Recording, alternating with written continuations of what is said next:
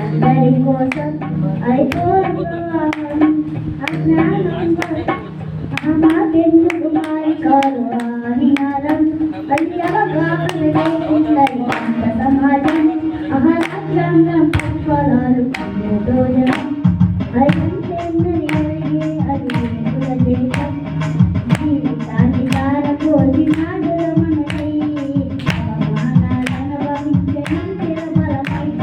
వారితరాల బతుకు నాటకపురమై అసవదినాల కొరకి నువ్వు నలుగుతుందని చదువు ఆయన రాక నువ్వు చేసుకునే నౌకరి ఆయన రాసే నువ్వు పొందే పదమైన ఆయన బిడ్డే